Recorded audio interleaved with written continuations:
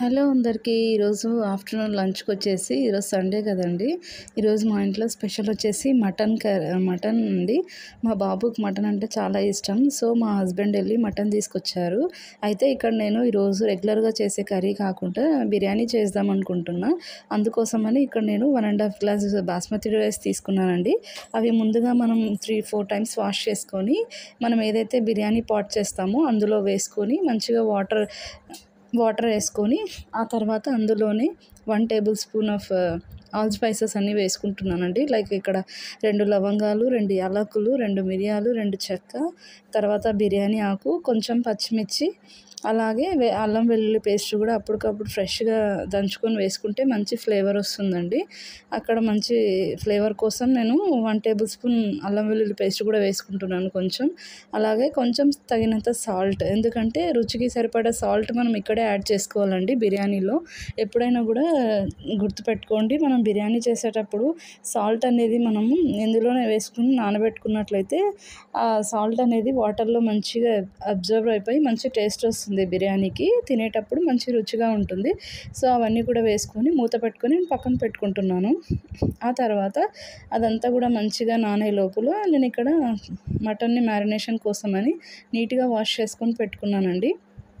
అదే మటన్లో 2 table spoons of అల్లం వెల్లుల్లి పేస్ట్ తీసుకుంటున్నానండి. ఆ తర్వాత కొంచెం పసుపు తీసుకుంటున్నా.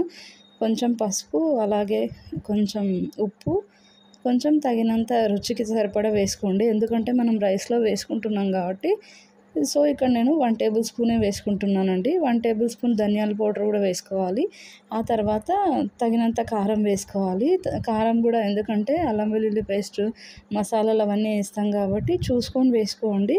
ఎక్కువ స్పైసీ తినాలనుకునే వాళ్ళు స్పైసీగానే చేసుకోండి. సో, మేము ఇక్కడైతే కొంచెమే తీసుకుంటున్నాం. ఎందుకంటే మా బాబు, మా హస్బెండ్ స్పైసీలెస్సే తింటారనమాట. వాళ్ళకి స్పైసీ అంటే ఎక్కువ ఇష్టం ఉండదు. అందుకనే నేను తగినంత వేసాను. అలాగే కొంచెం నూనె వేసుకొని కొంచెం నిమ్మరసం కూడా పిండుకుంటున్నానండి ఇక్కడ. యాజ్ వెల్ యాజ్ మనం మ్యారినేషన్ చేసుకునేటప్పుడు ఇవన్నీ కూడా మంచిగా మిక్స్ చేసుకొని ఒక 15 మినిట్స్ అట్లా పక్కన పెట్టుకోవాలి. ఎందుకంటే బియ్యం కూడా నానాలి కాబట్టి అవన్నీ మంచిగా సోక్ చేసే లోపల ఈ మటన్ కూడా మ్యారినేషన్ అయిపోతుందండి. మటన్ పీసెస్కి మంచిగా పట్టేటట్టు బాగా కలుపుకోవాలి చేతులతోనే. వీడియోలో చూపిస్తున్నట్టుగా మంచిగా మనం మిక్స్ చేసుకుని పెట్టుకున్నట్లయితే పీసెస్కి ఆ మసాలా అనేది కూడా బాగా పట్టిపోతుందండి. ఆ తర్వాత మనకు కొంచెం కలర్ఫుల్గా కూడా కావాలంటే కాశ్మీరీ రెడ్ చిల్లీ పౌడర్ కూడా వేసుకోవచ్చు. కానీ ఇప్పుడు నా దగ్గర లేదు ప్రెజెంట్, అందుకే నేను వేయలేదు. అది వేసుకున్నట్లయితే మంచి కలర్ఫుల్ కూడా కనిపిస్తుంది. ఆ తర్వాత ఇక్కడ నేను కర్డ్ కొంచెం తీసుకుంటున్నానండి. Like 2 or 3 tablespoons of curd తీసుకుంటున్నా. కర్డ్ కూడా వేసుకొని మంచిగా మిక్స్ చేసుకోవాలండి. బాగా కలపాలి. మంచిగా కలుపుకొని పీసెస్కి పట్టేటట్టు కలిపి పక్కన పెట్టుకోవాలండి. లైక్ ఫ్రిడ్జ్లో అయినా పెట్టచ్చు, లేదంటే సైడ్స్కైనా పెట్టుకోవచ్చు. ఎందుకంటే మనకి బియ్యం కూడా మ్యారినేషన్ కావాలి కాబట్టి బియ్యం నానాలి. అంతలోపల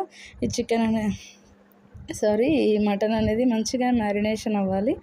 ఆ మటన్ పీసెస్కి మంచిగా పట్టేటట్టు కలుపుకోవాలండి. అన్ని మసాలాలు కూడా మంచిగా కలుపుకొని మూత పెట్టుకొని పక్కన పెట్టేసుకోవాలి. ఒక 15 మినిట్స్ ఆర్ 30 మినిట్స్ వరకు మ్యారినేషన్ అవుతుంది మంచిగా. మీకు టైం ఉంటే 1 అవర్ అయినా పెట్టుకోవచ్చండి. ఆ లోపల నేను ఇక్కడ ఏం చేస్తున్నానంటే స్టవ్ మీద ఇంకొక కడాయి పెట్టుకొని అందులో తగినంత ఆయిల్ వేసుకొని ఆనియన్స్ని మంచిగా పొడవుగా కట్ చేసుకుంటున్నాను సన్నగా.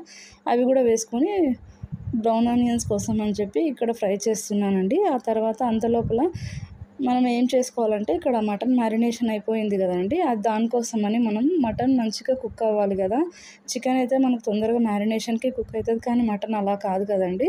అందుకనే నేను స్టవ్ మీద ఇంకొక కుక్కర్ పెట్టుకొని ఆయిల్ వేసుకొని మనం కర్రీకి ఎలా అయితే ప్రిపరేషన్ చేసుకుంటున్నామో అలా చేసుకుంటున్నానండి. ఇక్కడ ఆయిల్ వేసుకొని కొంచెం పచ్చిమిర్చి, ఆనియన్స్, టమోటో, తర్వాత పుదీనా, కొత్తిమీర అవన్నీ కూడా టమోటా అవన్నీ వేసుకొని మంచిగా సార్ట్ అవుట్ చేసుకుంటున్నా. ఆ తర్వాత మనం మ్యారినేషన్ చేసుకొని పెట్టుకున్న ఆ మటన్ పీసెస్ అన్నిటిని కూడా అందులోనే వేసుకొని బాగా ఒక 4-5 విజిల్స్ వచ్చేంత వరకు కూడా మంచిగా విజిల్ పెట్టుకొని కుక్ చేసుకోవాలండి మటన్ అనేది.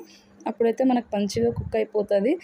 మనం తినేటప్పుడు కూడా పీసెస్ కొంచెం మటన్ అనేది ముదురుగా ఉంటే ఎక్కువ విజిల్స్ పెట్టుకోవాలండి. కొంచెం లేతగా ఉంటే నార్మల్గా కుక్ చేసినా సరిపోతుంది. కానీ నాకు ఎందుకో డౌట్ వచ్చింది, సరే ఒకసారి పెట్టి చూద్దామని చెప్పి ఎంతకైనా మంచిది కదా అని చెప్పి కుక్కర్లో పెట్టానండి. కుక్కర్లో పెట్టి ఒక 4-5 విజిల్స్ వచ్చేంత వరకు మంచిగా కుక్ చేసుకోవాలి.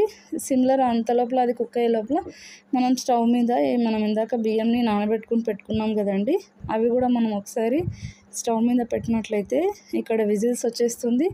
ఆ తర్వాత ఇక్కడ రైస్ కూడా మనకి 2 in 1గా కుక్ అయిపోతుందండి. ఈవెన్గా కుక్ అయిపోతుంటాయి.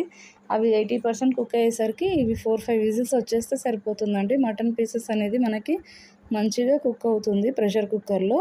సో ఇక్కడ చూసారు కదా, రైస్ కూడా మంచిగా మనకి దగ్గరగా ఫోమ్ వచ్చేసి అంతా కుక్ అయిపోతుంది. 80% బిర్యానీ ఎందుకంటే నానబెట్టుకున్నాం కాబట్టి 80% కుక్ అయిపోతే చాలు. చూసారు కదా ఎంత మంచిగా కుక్ అయ్యిందో. సో ఇప్పుడు మనం ఒక స్ట్రైనర్ తీసుకొని అందులో రైస్ మొత్తాన్ని కూడా కొంచెం కొంచెంగా స్ట్రెయిన్ చేసుకొని పెట్టుకోవాలండి. ఆ తర్వాత సేమ్ అదే ప్యాన్లోనే మనం ఇందాక విజిల్స్ కుక్కర్ పెట్టించుకున్న మటన్ కర్రీని కూడా మొత్తం కూడా దీంట్లో వేసేసుకోవాలి.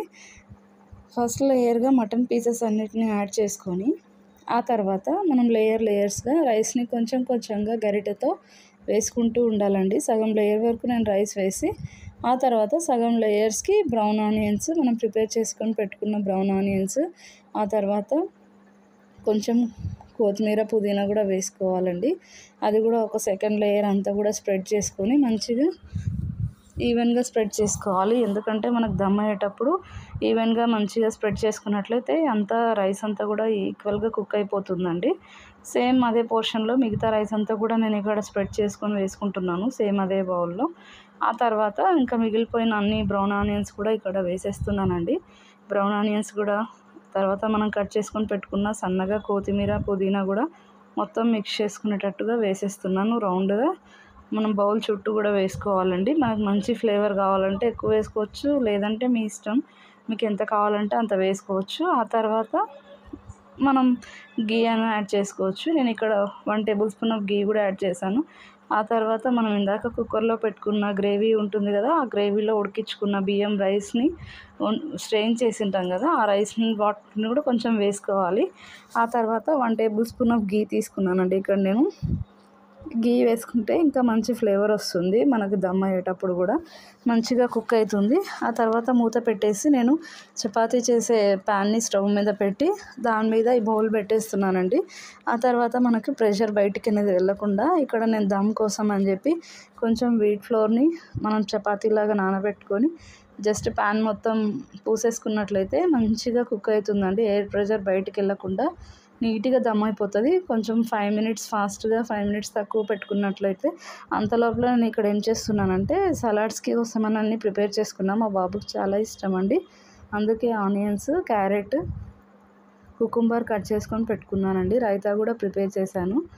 సో అంతలోపల మనకు చల్లారే లోపల పీసెస్ని చూసారు కదా, బిర్యానీ ఎంతో టేస్టీగా రెడీ అయిపోయింది. చాలా అంటే చాలా ఈజీ కదండి. చూసారు కదా ఎంత బాగా వచ్చిందో, పొడి పొడిగా రైస్ కూడా సూపర్ అంటే సూపర్ వచ్చింది. అసలు విడిపోకుండా మంచిగా కుక్ అయింది, ఈవెన్గా మీడియంగా ఎంత మంచిగా కలర్ఫుల్గా ఉంది కదా. చూసారు కదా ఎంత బాగుందో, చాలా బాగా వచ్చిందండి. మా బాబు మా హస్బెండ్ మంచిగా ఎంజాయ్ చేసాము ఆఫ్టర్నూన్ లంచ్కి. ఈ వీడియో నచ్చినట్లయితే